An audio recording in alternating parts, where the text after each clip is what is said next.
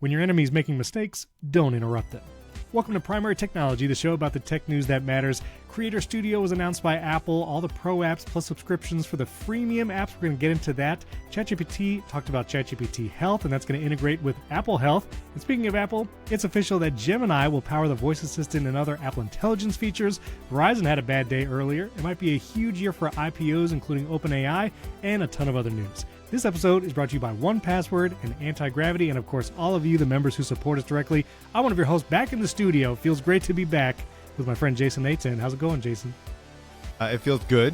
I'm mostly over the post-Vegas flu, which is a real... I've only ever gone to Vegas one time and not come home sick, and that was for the Grand Prix. Well, that's because you were with Beyonce. You don't get sick. That's true. Beyonce, there's like a germ dome reflection thing. I don't know how it works, but yeah. Yeah, that is how it works, though. You texted me as soon as you got home saying, I got the flu. Sorry. Because we sat in a hotel room 2 feet from each other for almost 2 hours. Yeah, I wanted to just warn you. I appreciate it, but somehow I did not get it. I don't know what happened, but I did not get sick. And somehow I got lucky that I didn't get it until after I was home, because I was thinking... Man, it would have really sucked to have that on a red eye coming home. Yeah, or just at CES and still having to do stuff. Sure. But, also, side note, Jason had his second episode release for Creative Effort, where you interviewed, is the head of creative at Lego? Tom Donaldson is the senior vice president and the head of Creative Play Lab. So that's kind of like their innovation lab, research and development. They do all of everything that Lego creates that's not just putting together bricks, that's a Creative Play Lab. So when there's technology involved, so basically the smart brick. That's it. Yep. I wanted to pull up a link to your podcast, and so I just searched Google for the Creative Effort podcast, because that's what it's called. And one of the first results is Creative Effort, Jason's new podcast. And I was like, wait a minute, you didn't name your podcast Jason's new podcast. Apparently, our bonus episode came up in the Google search results before the actual show. I love that, I guess. Which is why, I mean, that's kind of bizarre. I don't know why the bonus episode. Anyway, Creative Effort, it'll be the first link in the show notes. You should go listen to it. 2 great episodes. Nate Baranowski was the first one, and then Tom Donaldson from Lego. And you recorded that with your iPhone and like a potato, right? And I did. I recorded it with my iPhone and I only had one DJI mic. Right. And I had a podcast mic on the trip because you and I recorded. And I stuck it in my suitcase, and then I sent my suitcase off with you because I had checked out of my room, and I got to the Uber and I'm like, crud, I don't even have a microphone. So I just held I actually held the iPhone Air. And it worked great. It was no, that's a lie. I used the iPhone 17 Pro because I was like, there's more mics. I should just pick the one that has more microphones. Sure. And I used the Air to record in Otter, a version of it, just so I'd have a backup of the ambient everything. So I did the best I could. I also recorded with the AirPods. We'll talk about that. Not so great. Okay, let's get to that. First of all, we did have 1 5-star review, and a user of the Apple Invites app, Eugene Fraley from the USA, gave us a 5-star review, said really enjoys the show. Thank you for that. But also, he says, one of the very few individuals who probably uses Apple Invites on a regular basis. Every week on Monday, me and a big group of friends get together at our church for an activity of some kind. Typing out all the information and requests would be pretty tedious, so they use the Apple Invites app. We found the one person, Jason.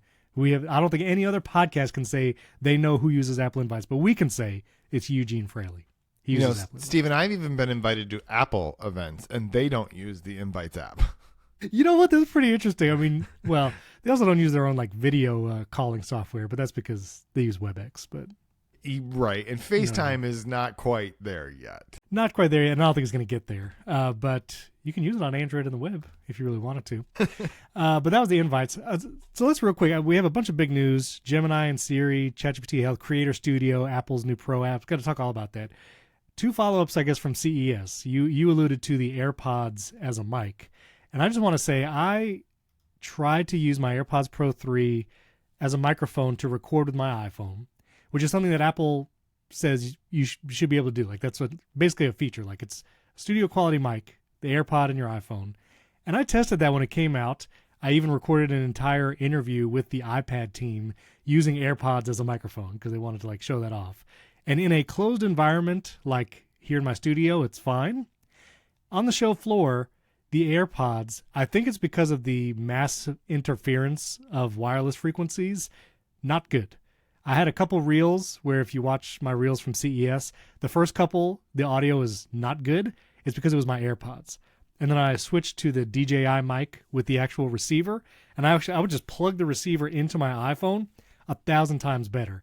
And so when it comes to audio quality, I would not use the AirPods Pro in the field, especially when there's a lot of other people around if you're at a conference. I would stick to like wireless transmitter or recording on a local mic, like, you can record locally on the DJI. But that was my experience, and I was like, okay, not again. Not AirPods as a mic. Well, and I set up my MacBook Air with Logic recording as well, and I chose the AirPods Pro 3 as the mic input for that, and it was a disaster. To be fair, what Apple actually showed off as a feature was using it in the camera apps. Right, so you're recording video, and this could be your audio. So technically, I was trying to do something slightly different than that, but it should still work. It's an Apple app called Logic. And it's an Apple product called the AirPods Pro. The microphone's the same. Nothing else has changed. Yeah. It's still Bluetooth. It's Bluetooth going to a Mac instead of a phone. Like you'd hypothetically think that everything should be. And it was just a garbled mess. It's not great. Yeah. So that was a lesson learned. And also I will say, when it comes to editing video, every reel that I posted during CES, I used Instagram's Edits app. And I just have to say, I really like it. It's a really good app. It's totally free. Unlike CapCut, which tries to really gate a lot of features behind a subscription, we don't give Meta a lot of credit for a lot of things, and they do a lot of unsavory things. But one thing I will say, that Edits app is pretty good. And I used it the entire week. Yeah. One thing you can say about Meta is it will make it easier to use Meta. If this will help you edit your reels faster, then we will give it to you and make it really good, because the more reels you post, the more people will be staring at them, and then we can show them more ads. But I will say, when it comes to buying ads on their own platform, Meta makes that the most obtuse process possible, and it is just next to impossible to understand. Yeah, there's like a button underneath your Instagram post. It's like, boost this post, and you tap it, and suddenly you're in some business manager Facebook covert cave where you have to knock 3 times, type in a passcode, and do something. And you're like, why did you put the boost button there? Well, if you do it on a phone, it is an easier process. You can boost it, but then you also have to pay 30% Apple tax. Right. So the same ad on Instagram is 30% more if you do it on the phone. Honestly, for the ease of use, it's almost worth it unless you're spending a lot of money. But the ads manager on the desktop, it is cryptic. I'll just say that. You know, the thing where you open up Windows on a PC and it's like, oh, I've got the brand new version of Windows, and then you click on a setting and you're like, suddenly I'm in an older version of Windows, and then you click on the next level down and you're in Windows 95. Yes. That's the Meta Ads Manager. You're like, I'm in Instagram, it's beautiful, and suddenly you tap one thing and you're down enterprise software. I can actually say I do know what you're talking about with Windows now, because we have a Windows PC in the house, because my son got a gaming PC for Christmas. And just yesterday or 2 days ago, I had to go into the BIOS because the anti-cheat software was blocking an Anyway, I now have to deal with Windows. And I just want everybody to know, if you Windows users out there, love you. It's great, but I'm sticking with Mac. It is not fun. All right, we got big news here. This was Monday. I think it was Monday that Apple gave a statement to CNBC, of all places, and you could maybe explain why CNBC and not others, but to Jim Cramer, that it is official. Google's Gemini is going to run things like the AI-powered voice assistant on iPhone and Apple Intelligence features. And then Google actually had a statement that they posted to X, again, of all places, confirming this. This was long rumored. Mark Gurman has been talking about this for months. I think back in August was the first time he mentioned it.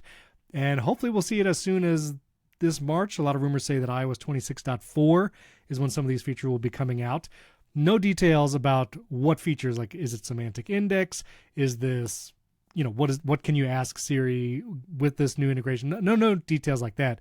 Just confirm that it's going to be Gemini running Siri. I'm curious your thoughts if this is like a Google Maps situation where Apple's still going to work on their own foundation models and one day they'll switch it back over and stop using Gemini. But I'm excited to try this. I have many questions about what this means for shortcuts, and if you'll be able to have a Gemini extension like you do a ChatGPT extension in shortcuts now, Or if the Apple Intelligence settings pane on your iPhone, will there be ChatGPT sign in and then Gemini? I think not. I think this is more going to be a behind the scenes. And a lot of people had reactions online about like, I can't believe, privacy or whatever, that Apple's letting Google do all this stuff. I think it's important to note that the implementation of Gemini powering the voice assistant in Apple Intelligence is likely going to be the model run on Apple servers via private cloud compute, and it will have, I think, the same privacy and security that you have now with using Apple Intelligence, just having Gemini models on Apple servers somewhere for private cloud compute. It will not be that suddenly all your conversations are known by Google and things like that. We don't have a ton of details on it, but I imagine that's what the implementation is going to be like. So, high-level thoughts. Yeah. Well, first of all, you started by talking about, they sent the statement to Jim Cramer, and you texted me, and you're like, what? And I said, well, that's because this is the audience for this statement was investors. This is not a feature announcement, right? There's no newsroom post. I'm like, there's nothing to say in the newsroom for feature wise. This is we aren't dead. We figured out a solution for AI. Please, by buying it. We're doing the thing everyone says we should do. It's fair. We're going to license it. We figured it out, folks. Right? They basically, what is it? When they gave the statement to Gruber last year, they're like, we're going back to the drawing board. Now we know that the thing they put on the drawing board was Gemini, right? Like there's just the a drawing picture board said of Gemini. Google, OpenAI, right. Which one? Yeah, and so that's what came off the drawing board is Gemini. Now, there has been some reporting that Apple did consider some different things. OpenAI actually opted out. We've seen the Financial Times reported that OpenAI was like, nope, we don't want to do this. We can get to that in a second. I think one interesting piece of this is if you read the joint statement from Apple and Google, what they say is that they're going to use Gemini as the foundation for Apple's foundation models, which I think everyone loves the fact that they How many foundations get can a copy building editor. have? But whatever, I don't care. down. That didn't even bother me that much. This doesn't say Gemini will power Siri. Which is the thing everyone keeps saying is like, oh, they've chosen Gemini to power in fact, the 9 to 5 Max article starts, Gemini is going to power the new Siri. Actually, what this is saying is that Gemini is going to provide the basis, I'm going to change the word there, for Apple's foundation models. So it's going to be like, I think, a couple layers down. I think Apple is still working on the pieces at the top, okay? And maybe some of the, and again, I don't know. We don't really know. But the way it was worded was that, on private cloud compute, the models that are running there are going to be basically Gemini, right? And that Apple's still going to have its semantic index. It's going to still have all these different things. Hopefully, though, what's going to happen is you're not going to ever see I don't know what you're talking about. I'm going to send this to OpenAI or to ChatGPT, right? Like, so I do think that there is a little bit of distinction there. And the reason I say that is, I don't know, is anybody screaming about Google Assistant being like the most amazing thing that they've ever wanted to have on an iPhone, right? Like, because you could actually just do that. You could just open the Google app and talk to the Google Assistant. I don't actually think Google Assistant is good enough yet for what Apple wants Siri to do. So right. I just think it's maybe a fine distinction, but I do think there is a distinction there that this is not a deal for Gemini to power Siri. This is a deal for Gemini to basically provide the foundation models. And then Apple still has a lot of work to do to connect Siri to that, to connect Home, connect all these different things to it. Right. And that's one of my biggest questions is like, I think everyone feels the pain of how bad HomePods are when you're trying to talk to the assistant. And the promise is, well, this is going to make that better. That feels even farther off for some reason. I don't know why. I mean, I would think that when you invoke the assistant on your iPhone and you invoke it on the HomePod, you're hitting Apple servers either way. So maybe once Google's foundation models better Apple's foundation models, it'll be better everywhere at the same time. But I'm curious how that's going to work out. Like, I don't think your smart home requests to the assistant are going to get better immediately. I think the first thing you'll notice, like if you ask Siri general knowledge questions or something you would ask an LLM, then maybe it'll have better answers for that. But like you were saying, the integrations into all the intricate parts of the ecosystem, like smart home, like maybe playing music, like how is that going to get better? I don't know. So I'm curious. But you had an article too saying this was like the best. Yeah, I just said it's the smartest thing that they've done. I think I might have said it's the most intelligent thing.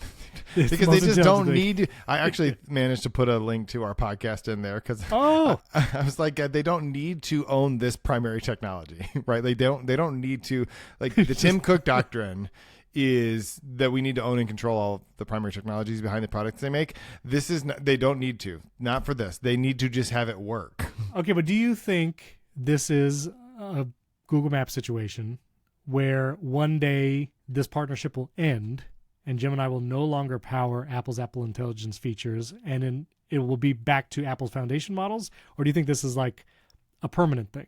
Like search. Like I would say web search on Apple devices is permanently, for lack of a better word, like it's going to be Google by default. Apple's not going to make a search engine that replaces Google in Safari's address bar. Do you think it's like that or more like Google Maps? I think that unless we start seeing, I mean, OpenAI and Google and Anthropic and Llama, Meta, like they're boiling oceans training these models, right? Sure, like they are spending literal piles of cash to train these things. And Apple's like, not. They're not making any effort. Literally, no. They just got rid of the guy who was making the only effort, right? Yes. Now, the problem with what was happening before was they were very good at the science. They were just not actually making products. And Apple has not taken any of the steps that we've seen these other companies take to actually train real frontier models. I don't think Apple's going to figure out a way to do that exponentially cheaper. Right? They just have not increased their CapEx spend in the way that these other companies are. They're not spending $80 billion to train models. That's just not a thing Apple's doing. So I don't know if they've figured out some way to get there or if they're like, so here's the deal.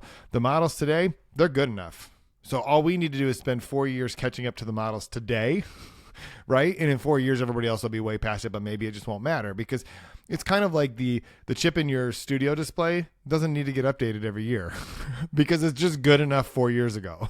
Yeah, right? I don't know if that'll be true for AI type features though, because I don't know either. But what I'm saying is we haven't seen Apple making the same kind of moves that these other companies are. So when you ask, is this permanent or will Apple eventually replace it? It's hard to answer that question because right now Apple doesn't seem to be doing the things that you would expect a company to be doing if their plan was to replace it. I do wish that they had not spent billions of dollars on that car project and just dumped that into LLMs. But, and then the last detail, like you mentioned, apparently OpenAI declined to, I mean, there's not an official statement, but supposedly a person close to the company, and this is originally from the Financial Times, this is the 9 to 5 Mac article, they made a conscious decision to not become the custom model provider for Apple. I wonder... But read why. What's the next? You got to read the rest of that sentence. And instead focus on building its own AI device to leapfrog the big tech companies. Yeah. And they don't want to. They want to do this themselves. They want to do this themselves. It's not going to happen. Right. So I think that also alludes to the fact that OpenAI's hardware device, I think it's going to be real phone-like. I'm just saying, like not going to be a full phone platform, maybe, but. Did you see the picture of it? Basically, it's like it's an AirPod, like it's just sitting behind someone's ear. Wait, this was I saw a rendering or a picture somewhere. Let's see, OpenAI new device renders. All right, well, you sent me that because there's a bunch of like random images that don't make any sense, but it's gonna be phone like. It's gonna have a screen. I don't think OpenAI is gonna release hardware that doesn't have a screen. Because it's going to be like everything else. It's going to be like everything else with a microphone and maybe a camera that then you have to go to a phone app to look at the stuff to do anything with it. And I don't think it's going to be that. Yeah, I mean, I don't think having a screen, like, have they said we don't want to have a screen? I don't think that that's a problem. They've not said that. They said it wouldn't replace your phone, which like this decision from OpenAI not to be Apple's foundation models, I think they're going to compete with the phone.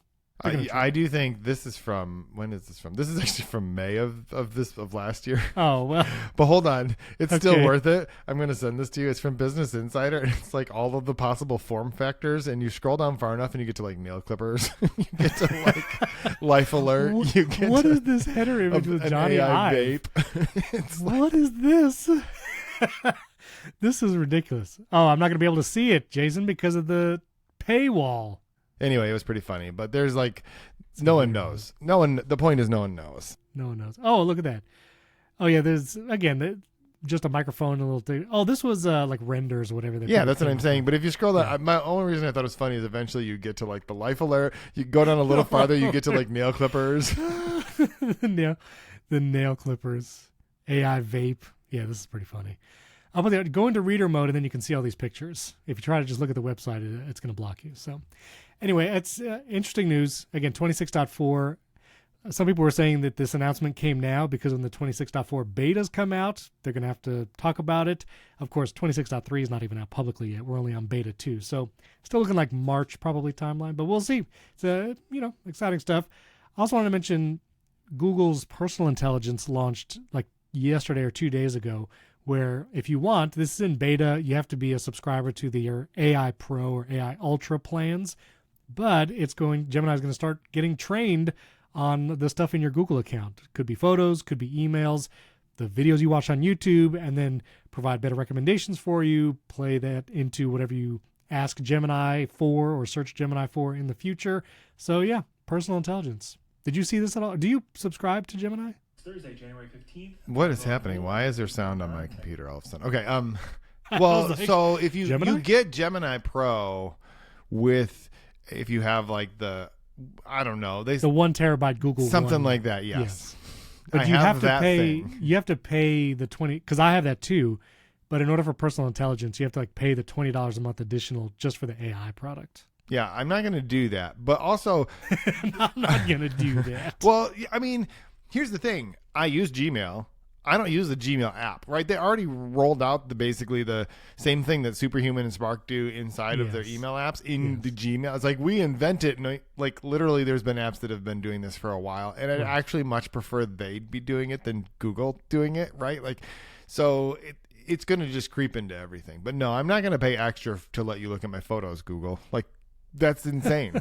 You already have my photos. Just look at them. I'm not going to pay you to snoop on them. Like, I'm curious if, I guess it won't inform when Gemini powers Apple's voice assistant because it's two separate systems. I've changed it. Like, see, now my HomePods are talking to me. What is going on?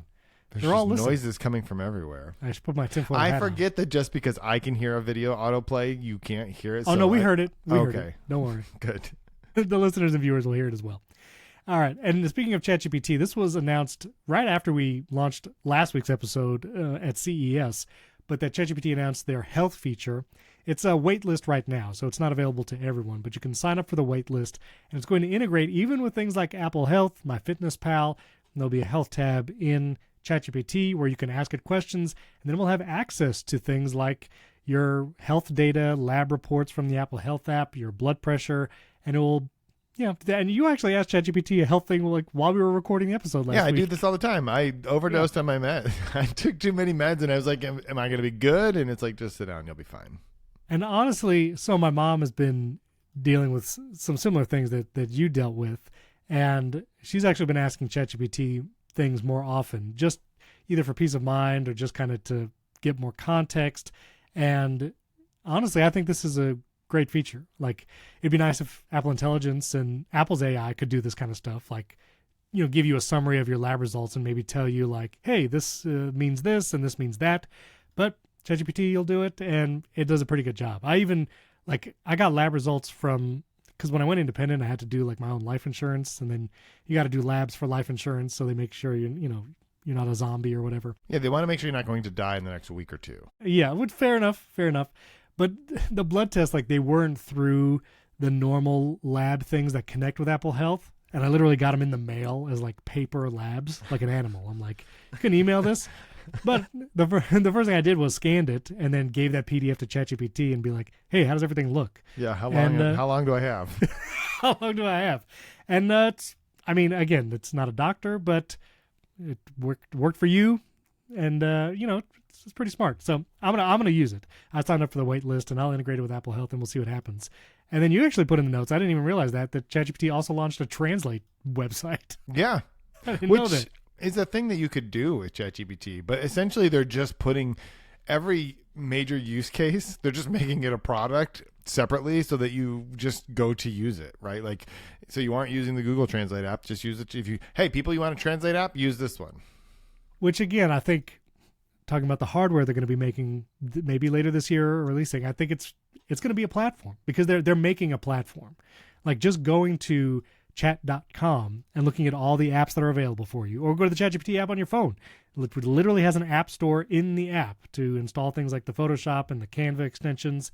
They're making a platform, and I think they're going to make hardware for that platform maybe later this year. I like that there's different options for prompts for the Translate app so that you can literally type in a bunch of text and have it detect the language, and then you can say, translate this to English as if you're explaining it to a child. you know that somebody came across some really complicated technical thing that was written in a different language, and when it translated, it's like, still have no idea what this is saying. Explain it to me like I'm a child. Translate this for an academic audience. Yeah. Okay, hold on a second. Hold on. I got to do an experiment real quick. We're going to do this live on the air. Why is water wet? And I'm going to say, translate this for an academic audience. Let's see what it does. Oh, that just kicks me over to chat.com. All right, I'll send the prompt. Translate. It's literally just a user interface on top of it. It gave me Spanish. It gave me Spanish. That's because that's what you told it to. I thought, okay, hold on. Let me go back. So you have to choose. Oh, I see. Well, that wasn't a very good explanation then. But you're not asking it to translate anything, Stephen. You're going from English to English is not a translation. I'm asking it anyways. I'm going to see what it does. Academic English translation is what. Okay. What we've learned is Stephen is not good at this. Apparently, I don't know what it's offering me. Anyway, okay. Translation, going from one language to another. I understand what that is. You can't give it 3 words. What more? What is it supposed to do? I don't know. Okay, anyway, I'll try it later. Let's talk about Apple Creator Studio before we take a break, because there's a lot of details here. So Apple announced on Tuesday, after the Google stuff on Monday, Creator Studio, which is now all of their creative apps and also including iWork bundled together in a subscription, but also the one-time purchases. But the apps including Final Cut Pro, Logic Pro, Pixelmator Pro, now part of this bundle. And Creator Studio is can be a subscription. It can be $13 a month, $130 a year, and you get access to all of those apps. I think one of the most impressive things is if you have an education discount, you can get access to all of these apps for $3 a month, which is pretty wild. So for students, it's a really good deal, or $30 a year. I think that's really going after the Adobe Creative Suite. But there's going to be a bunch of new features. Like one of the things I'm most excited about is in Final Cut, you can search the transcript of the videos. So if you're trying to find a specific moment in an interview or a long-form video, you can search the transcript. You can also search visual cues. So you can search for an object or a scene or like a guitar, and Final Cut will jump you to that part in the clip. Those are welcome features. There's also something called like beat detector. So if you have background music in Final Cut and you want to line the video cuts up to the beat, you'll actually get little lines that you can then snap to grid and align your cuts with the beat. So that's cool. Final Cut has those features. Logic has some new features like chord ID, which you can literally put in a track in Logic Pro and it will tell you the chords like G major, D minor, all this kind of stuff. And that's pretty cool. And then there's a bunch of features coming to the iWork suite, like Keynote, Numbers, and Pages. Keynote, I think, has some impressive features that they talk about in the press release, like you can give it a text outline and it will make a slide presentation from your outline. And then you'll even generate images, and there's more powerful image editing tools and generation tools in Keynote. So the breakdown, though, of what is available one time versus subscription.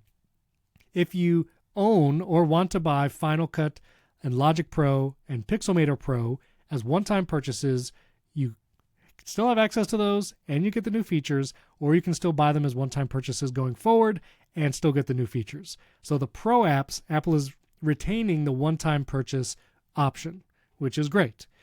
For things like Pages, Numbers, and Keynote and Freeform, they throw that into the iWork suite now, that you get it for free like you always have, but their special AI features are going to be behind the paywall, behind the subscription. They call it like premium, I think. Premium, yeah. Which Pages Premium, Stephen. We now have Pages Premium. Pages Premium. It's basically a freemium app. You know what I mean? Where it's free to use. You have to pay for the special features. So presumably, like all the features you have in Keynote, Pages, and Numbers today, you will still have, but all the additional features that are going to be added. And Creator Studio comes out January 28th, so that's when you'll be able to access these new features and sign up for the subscription and all that. that's behind the paywall. People had a lot of feelings about this. I feel like there was actually more positive than negative. People saying this is way cheaper than Adobe's Creative Suite. And I saw a lot of people on Threads asking, has anybody used Pixelmator Pro? Because if this is a legitimate alternative, I'll jump to this as opposed to Creative Cloud, because Photoshop is like the big app that everyone pays Creative Cloud for, or a majority of people. Obviously Premiere and other things too. But as a subscription, it's much cheaper. And I don't know, well, how did you feel about this? Like the subscription model versus one-time purchase specifically? On the one hand, yes, you got to be impressed that Apple has figured out a way to make people who have already paid for apps probably just pay for a subscription. And they did this with Apple One. It's like, oh, I've been paying for Apple Music. Now I'm paying for Apple Music. It's like, I guess the difference is that was always a subscription. But it's amazing how it's like, what if we took a bunch of apps we used to give you for free, and an app you paid $200 for, I don't know, 17 years ago, maybe not that long, right? No problem. And get you to pay $12 a month for the same things. And people are just going to do that. And it's like, oh, but you also get Logic. Yeah, you don't know how to play music. You're tone deaf. You're not going to use that one. Oh, wait, but there's Motion. You don't do that either. You just, right? Like Compressor. Right. Compressor apps that I didn't even remember they still made. And that's fine. I use Compressor all the time, by the way. I like Compressor. I don't, obviously.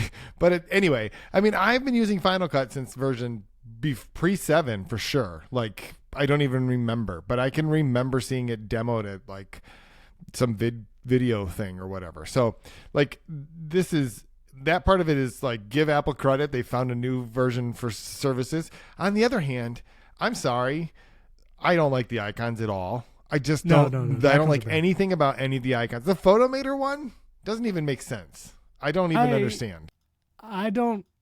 I do think it is a downgrade. People were saying, like, should we blame Stephen LeMay for this, who is now like head of design? I don't think so. I think these were not designed yesterday. Also, like, the Motion one looks like McDonald's opened a nightclub. Yeah, it's like it's just bad. Yeah. It's really strange. Honestly, I think the most egregious is the Pixelmator Pro. Yeah. Because that looks a ton like the shortcuts icon, and also, what is that? What is it trying to represent? It's like a timeline and layers. That's basically what it's telling us, right? Keyframes and layers, which I don't think keyframes are a thing in Pixelmator. No, right. So I mean, anyway, so weird. Keynote, numbers, pages basically just got dark mode. I guess it's fine. Freeform, same thing. But I'm not crazy about the icons. Okay, so a couple of the details real quick though too. It is shareable up to 6 people in a family, so that's nice. So you can share this across 6 different people. And if you had Final Cut or Logic on iPad, those have never been one-time purchases. Those are subscriptions before. And Final Cut was $5 a month, $60 a year. So if you were like, well, I was paying for Final Cut on iPad, and now I get all these other things, including Pixelmator Pro, which is coming to the iPad for the first time for just double the price. I mean, a little more than double, like $12 instead of $5. From that perspective, maybe seems like a good-ish deal, but it's still a subscription. I mean, maybe if you can cancel the $70 a month Adobe Creative Suite, that's fine. But most people who are doing that are doing it for because there's a specific reason that you need it, right? For example, like Premiere. I think Final Cut is great. But if you are in a Premiere workflow, you're not paying for Creator Studio and switching to Final Cut. You're just not. Right. Because probably it's beyond your control to some extent. And a video editor is not an app. It's not like a to-do app where you want to be switching very often. It's like, if this is how you make your livelihood, you're just going to use it. The other thing I think about, like, where's Photomator? There is another app out there, and I'm trying. This actually brings the question more to my mind of, like, what is going to happen with Photomator? It's not a part of Creator Studio. Obviously, Apple has a Photos app, right? And Photomator is the slightly more robust version of the Photos app. Are we going to see an addition in the future of like Aperture coming back?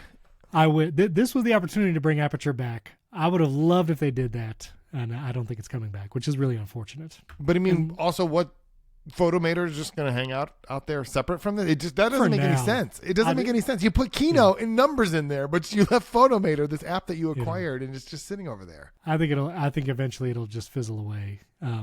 Because it is still a subscription on iOS, I think. Yeah, I mean, the only good thing would be is if they just baked all the features into the Photos app.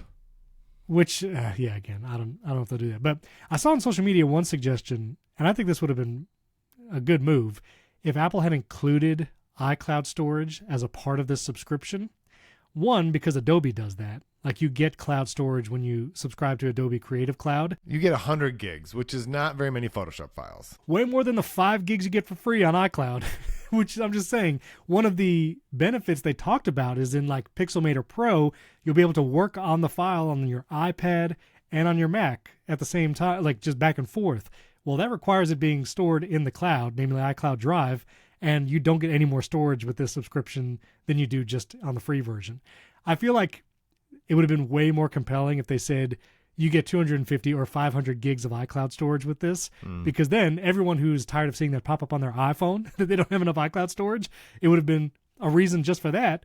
Plus, they get access to all these different apps, which aren't going to use iCloud. They would be upselling storage. The thing I hate, right? I hate that Creative Cloud tries to store things. I do not like it. No, 0 out of 10. I do not like the fact that Adobe wants to store everything in its Creative Cloud. Like, no, store my files locally, please. Don't touch them. Don't Lightroom, Creative Cloud. You can't even choose to store them locally. You can make a copy of them local, but it still works on them from the cloud. It's like insanity. Yeah, don't do that. I'm excited to try this stuff, especially the new Final Cut features. Are you gonna subscribe? Are you gonna sign up for the subscription? I already have a version of Logic. Same. I already have a version of Final Cut. Same. You have Pixelmator Pro? I think I already have Pixelmator Pro. I have all those one-time purchases. And I think I even have I think I actually have a license for motion and compressor. I think I do too. Yeah. So but I don't use them. No, that's why. Yeah, but I don't know why I would. I mean, I don't need it just for the new features in Keynote. But that would be the only reason to do it. Like as I was thinking about this, all the apps I already own are getting all the features. The only reason I would want to do the subscription is to use them on my iPad. And Pixelmator Pro on the iPad does look pretty compelling. So that might be reason enough. Because I use Pixelmator Pro to make all my thumbnails. And I would love to be able to go back and forth from my iPad or my Mac and do that. But it's the iWork premium features, Keynote, Pages, and Numbers, which is like some Apple Intelligence features. That would be the main. If you already own the big apps, because you already work in those, the only reason you would jump to the subscription is for those special features in iWork and the icons. I think you only get the new icons if you do the Creator Studio. Yeah, they intentionally keep the icons different so you know which version you're using. Right, and I kind of like my old icons. Yeah. The Final Cut icon is kind of iconic. It's been around some version of that for a long time. And it's true. And the Pixelmator icon is pretty good. The current Pixelmator icon is good. Right.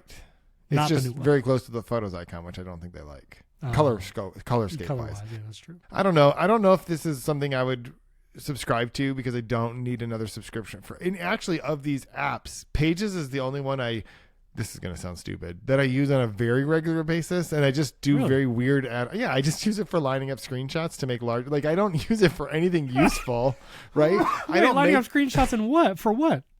So, like, let's say I took 4 screenshots of an app that I'm writing about, and I want to line them all up next to each other and make one image out of that. I just do it in Pages and then take a screenshot of that. Steven, it's the easiest, fastest way. False. I'm going to make you a shortcut. I don't want a shortcut. It's the easiest, fastest way to do that. I'm going to make you a shortcut. No, it's faster with shortcuts. Because you can literally just tap the shortcut on your phone, tap the 3 screenshots, and you have the image. Make Jason. Except for I usually crop out like the little piece at the bottom that has the line across. Anyway, it's fine. You can make me the shortcut. But I'm just telling you, this is what I use Pages for, is to line up screenshots and make a new image. I was going to say, because you write everything in Ulysses, so I don't know why. Yeah, I don't write anything in Pages. Are you kidding? I'm not a monster. Oh, my word. Jason, why don't you do it in Keynote? Because at least then it's like by default, it's wide. Sure, I can do it in Keynote. That's totally fine too. I just need a blank sheet of a page layout software that I can just drop 4 screenshots in and then take another screenshot. That's all I do. I have a friend. His name is Mike Burns. He basically uses Keynote as Photoshop. Like, he used Keynote for everything, like designing slides as like graphic design. And it actually works pretty well. Sure. As all of that, like the shapes and everything. But anyway, I'm curious to try. We'll have to get our hands on it again. Not till January 28th we'll be able to talk about it in detail. So we got 2 weeks until then. But I don't know. I'm hopeful. We'll see. The Final Cut transcript search, it means that they're transcribing everything behind the scenes in Final Cut, like all the videos being transcribed, because then you can search the transcription. If there is not a live caption feature in this new version of Final Cut, I'm going to flip a table, because The only reason I go to the Edit tab when I'm here at home is to take my vertical video and put animated captions on it. And by animated captions, it's literally just the words with a color block behind the word I'm saying. That's all I do. That's the only thing I do in the Edit tab. And if I can't do that in this new version of Final Cut, that is a subscription, that supposedly has AI features, I'm going to flip a table. Yeah. Also, they should just make it so that when you are, they should treat Final Cut like OpenGate, meaning they should just give you both safe zones so that you know when you're making a video that you could then just crop it down. And they should make it so easy. Literally, just use all that AI power to make a good vertical version of a horizontal video. That's true. And honestly, the iPad version of Final Cut has that feature. It's still not amazing, but yes, it does have it. But I don't think you could do it on the desktop version of Final Cut. You have to essentially create a new project, right, with a vertical version, and yes. yeah. And so, well, maybe we'll see. Stay tuned. 2 weeks from now, we'll have more details about it. It's available January 28th. But we have a ton of other news. It might be a huge year for IPOs. Verizon was down. Matthew McConaughey fighting AI or something. He's registering himself as trademarks just to make sure no one else can use his voice. Okay, great. And then Digg is back, and I already created a shortcuts community there. So we're going to get into all of that. But before we do, I want to thank our sponsor, Anti-Gravity. Anti-Gravity A1 is the world's first 8K 360-degree drone. We actually saw this at CES. They had bags everywhere, but they also had a booth. And the Anti-Gravity A1, it's a FPV drone, so you put on the goggles, you see the perspective, and it's immersive. You can look around, you see everything that you're filming around you. Then you can even watch that back after you're done recording, and you get that 8K 360-degree footage. Also, while you're flying it, the drone is invisible, so you don't see part of the drone. You just see all the stuff that the camera's seeing. And you can use features like SkyPath, where you can design waypoints, have it fly itself, do the recording and all of that. Plus, it's just super advanced. This is by the makers of the Insta360, who makes the Insta360 camera. They're the ones that make this drone. And so you know that 360-degree footage is going to look great. It's only 249 grams. So again, it's right under that limit for all the FAA stuff. Of course, it has all the smart obstacle avoidance. And you got the goggles. And they have a deal right now where if you get it and use our link that's in the description, you get a free launch pad. And I will say I have a drone, and not having a launch pad gets a little messy sometimes. I've launched it off some sketchy places. I'll just say that. But yeah, you get a free launch pad when you get it. But the Anti-Gravity A1 drone, world's first 8K 360-degree FPV drone. Check it out. That link is in the description. You get the free launch pad when you use our link. So our thanks to Anti-Gravity A1 for sponsoring this episode, and our friends at 1Password. Now, when it comes to team environments and using it with multiple people, 1Password is the way to go. I actually still pay for 1Password, even just within my family. It's kind of like a secondary password place, because it's super secure, super fast to sync, does all the things you want it to. And especially if you're on a team, then 1Password is the way to go. Even with the smallest teams, cybercrime can be a problem. And 1Password provides simple security to help small teams manage the number one risk that bad actors exploit, which is weak passwords. 1Password provides centralized management to make sure your company's logins are secure. It's a simple turnkey solution. And compromised passwords they're the number one ways that bad actors and phishing scams can get in. And a password manager is the first security purchase you should make for your team. And for small teams, responsibility for security often defaults to one employee, that guy that's probably overworked in the back corner. He's already juggling other business functions. Well, the most effective security solution, it needs to be intuitive and user-friendly, and that's what 1Password is. And again, anytime I've used 1Password, especially in a team setting, super easy to use, setting up different vaults for different teams, being able to share passwords across different employees. 1Password is the way to go. EPM simple, automated workflows, your team can enforce security compliance and prevent breaches, potentially preventing millions of dollars in losses. So here's what you do. Take the first step to better security by securing your team's credentials. Find out more at onepassword.com/primarytech and start securing every login. That's onepassword.com/primarytech.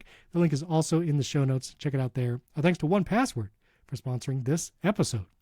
Jason, do you use Verizon? I forget. It is our service provider, yes. And not yesterday, it wasn't. We didn't have a single problem. I kept seeing all these reports. I'm like, I don't know what you're talking about. Ours was fine. Like, literally no problems. That's wild. So my father and mother-in-law, they use Verizon.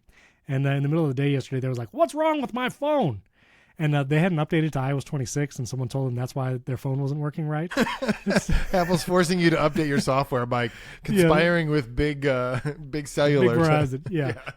Well, it was a massive outage and affected tons of people for multiple hours. T-Mobile and AT&T were digging at them on social media, which was pretty hilarious. But yeah, they were down. I did hear that. They were not down for us. That's pretty wild. I don't know why, but there are also people who are saying my personal phone doesn't work, but my work phone works, or my work phone doesn't work, but my personal phone does work. I don't know. I have no idea why, but our phone worked fine. Actually, I should say it didn't work, so then they can give us a credit on our bill. But no, it worked fine. The $5 credit. Yeah, $5 credit.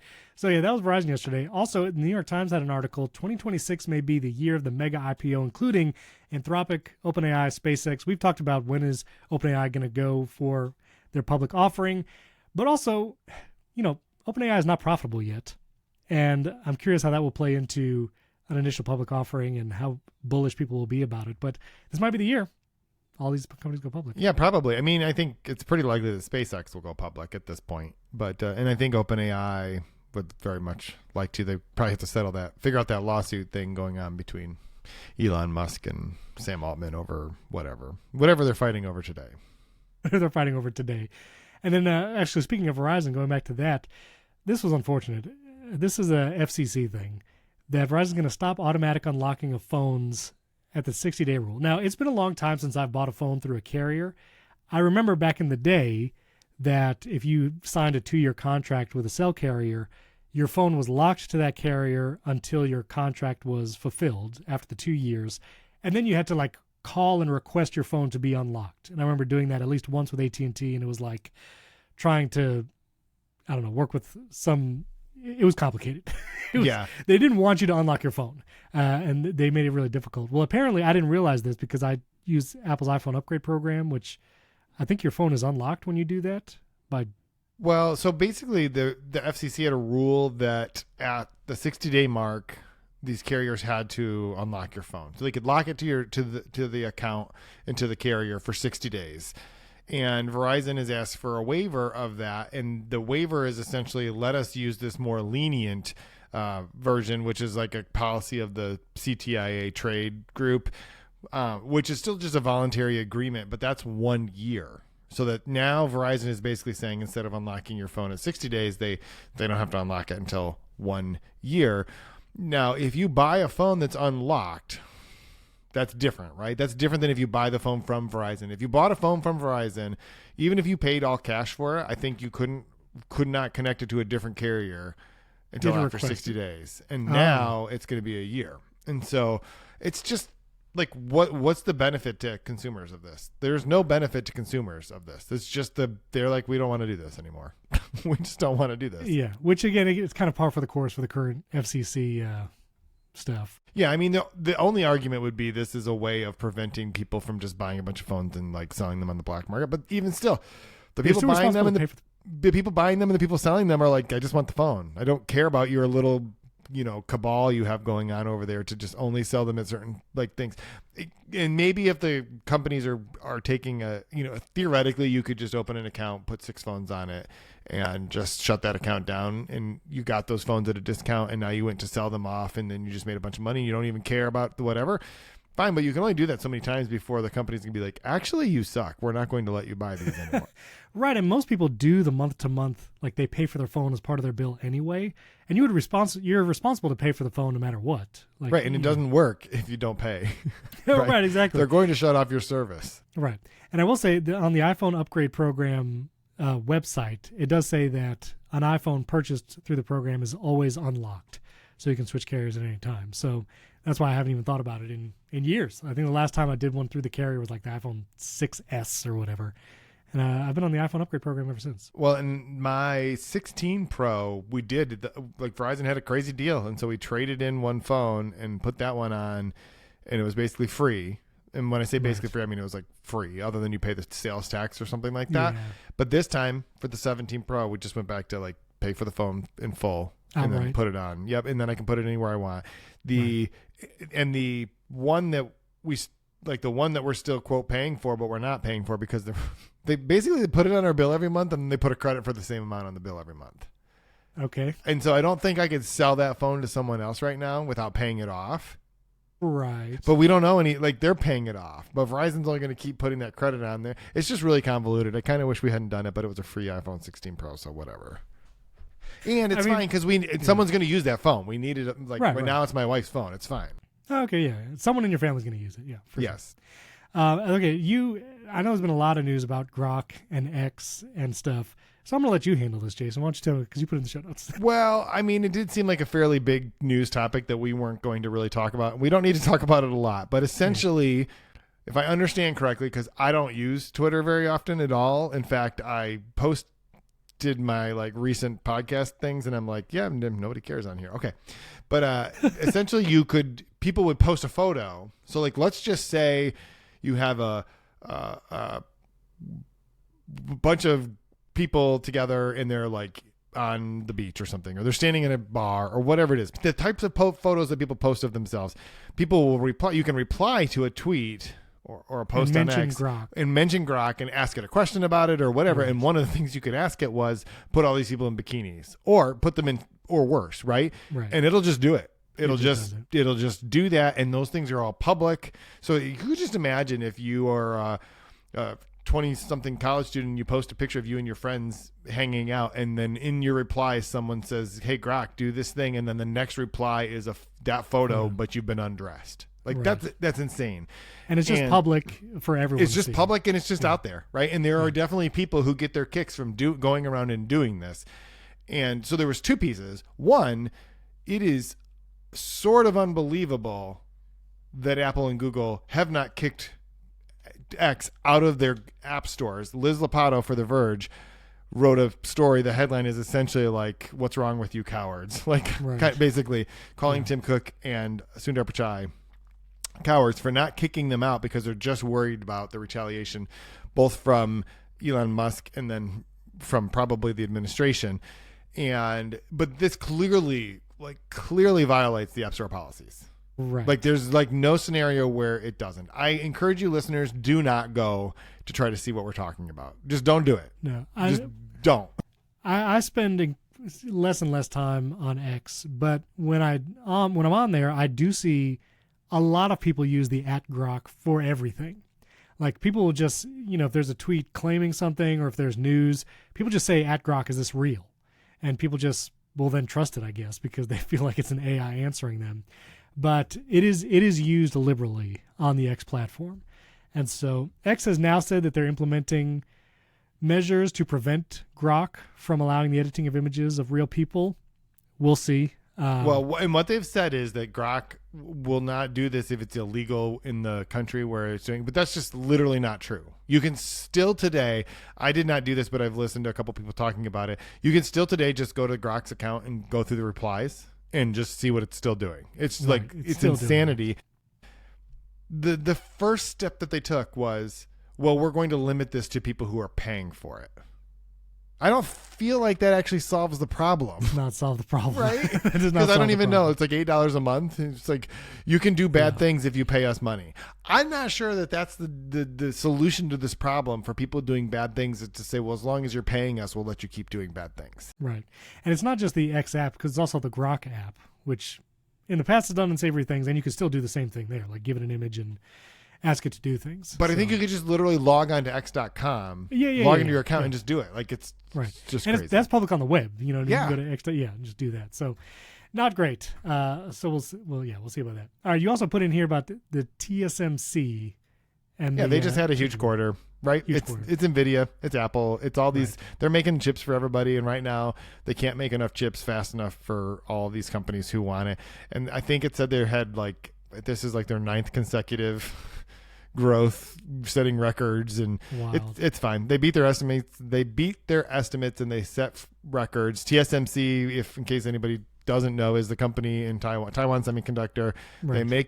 They literally manufacture, print the chips for Apple Silicon, for NVIDIA. They do some now for Intel, AMD. All these companies use TSMC, and so you can just imagine business is good when you are the sole source of the most important thing in the universe right now. And if you really want to follow this all the way back in history, read the Apple in China book. because that it gives you the whole timeline from the beginning, and it is fascinating. Side note, CNBC's new logo, not crazy about it. I don't think that's good. That's just because they got split off. It's yeah. Yeah, it's not. It's just not great.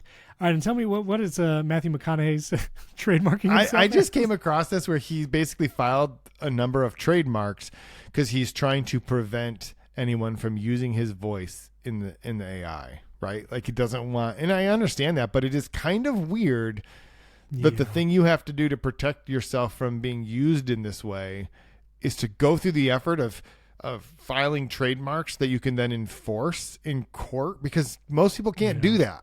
Most people don't just have the money to pay lawyers to do this for them. And also, let's see years from now, maybe when Matthew McConaughey gets a little older, if he licenses his voice to AI for Lincoln cars to use in commercials. Okay, but here's the difference. Like, he would be getting paid for that. Right. And maybe that's the only difference. Right. No, but I mean, that's the way that it's just like the Disney OpenAI thing, right? Disney has an agreement to license its content to OpenAI, but not to Google. So it's like, you can't do this unless you also pay us. Right. Well, okay. All right. Did you trademark that? That's exactly it. Yep. All right. TM. Trademark. Yep. Alphabet at $4 trillion market cap. Big company. Big company. And they're going to be making even more money from Apple once this new Gemini deal goes through. Well, and that's part of it because they are essentially like, they are now the gatekeeper for AI-powered voice assistants on both Android and on iOS, if you think about it. True. And so it's basically NVIDIA, Alphabet, and then Apple. Apple's not $4 trillion anymore, but yeah. Right, yeah. Okay, and then Digg. I had a lot of people on social media ask me, like, what is Digg? And it made me feel really old. But Digg used to be a website. They say it was a Web 2.0 website, but basically like kind of like Reddit, but like people can upvote posts. People would post links of interest, and you would dig it. And, things that got upvoted would go higher and things like that. Well, it's been relaunched. It's in a public beta right now. People were saying you needed an invite to join. I downloaded the app yesterday, created an account. I didn't have an invite code, nor do I have invite codes to give out, and I was just able to do it. But it's out there, the Digg app, the Digg website, it's there. And this was relaunched under Kevin Rose and Reddit co-founder Alexis Ohanian investing in it. And so, yeah, it's there. And here's the Digg website. And I immediately created a shortcuts community because one of the things, like a subreddit on Reddit, you can create a community in Digg. Parker Ortolani has an Apple community. He got digg.com/Apple, so good on him. But I got digg.com/shortcuts, so I'll settle for that. Already has 118 members. Wow, I had 0 yesterday. So anyway, well, I just created it last night.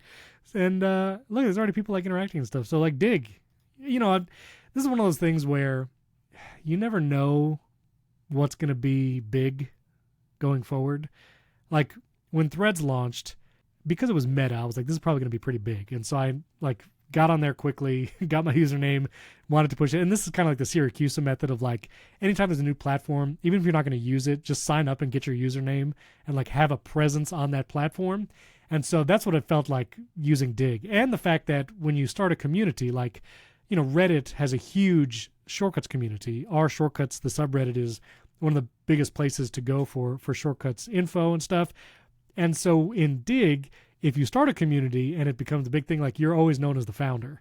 And so if you go to the shortcuts community on Digg, you'll see founded by Stephen Robles. And I was like, if anything, I just want that. I want the shortcuts community founded by me. And so I just went in there and grabbed my name. And I think, I don't know, the method I used, I downloaded the Digg app, created an account via email there, and supposedly that got me in where other people were having trouble like using the sign in with Apple or whatever. So try that if you want to get in, but it'll be, be opening up to more people soon. So Digg.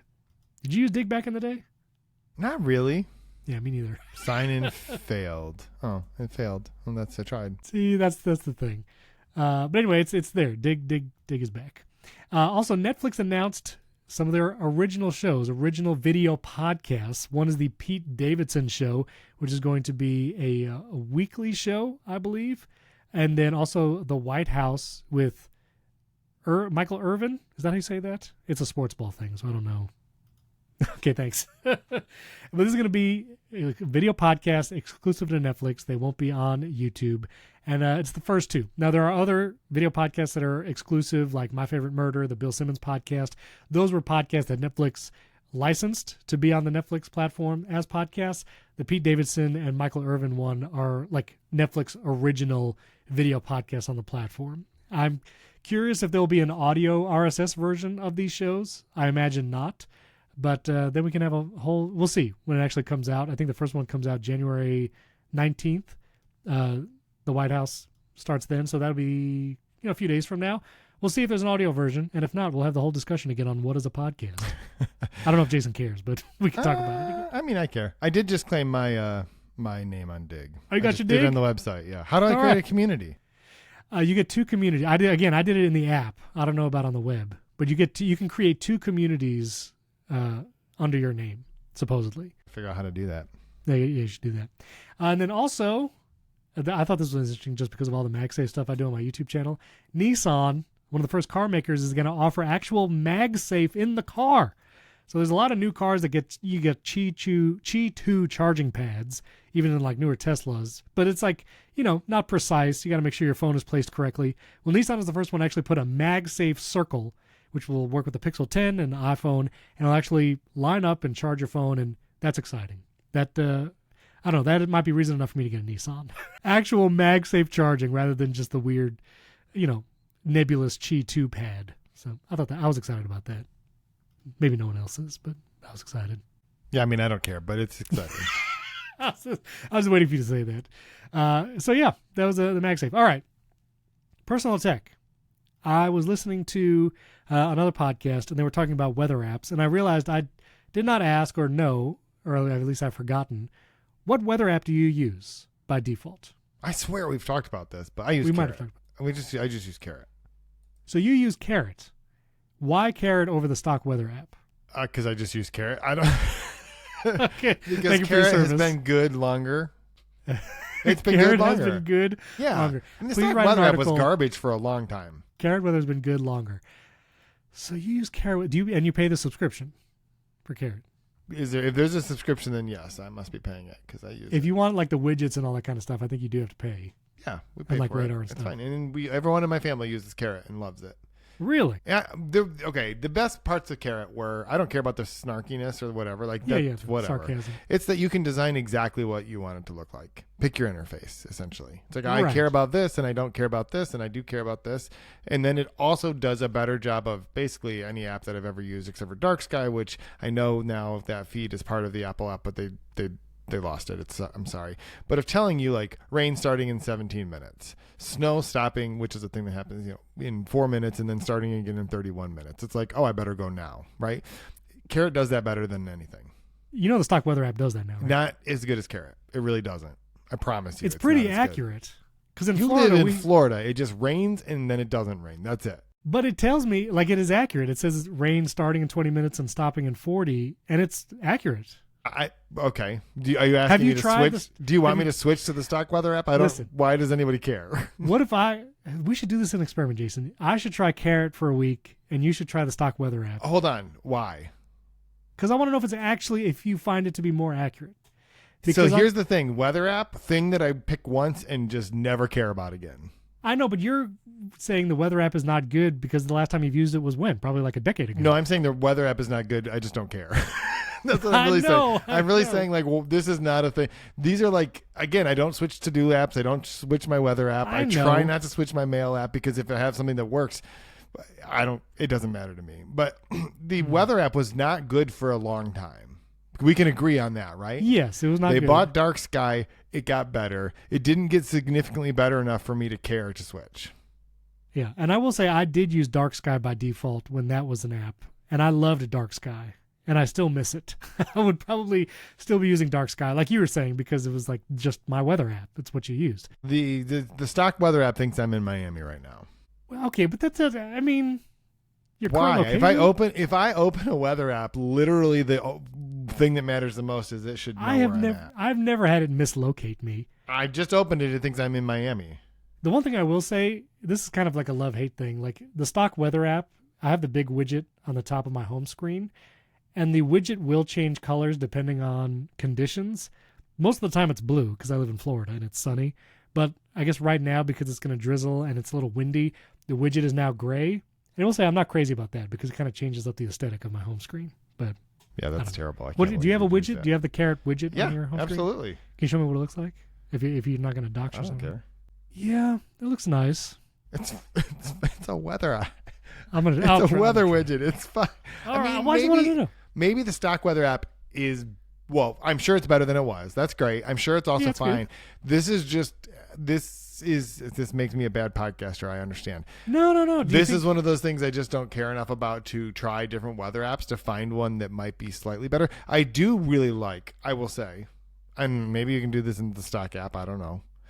I really like that in the Carrot app, I can just change my weather source.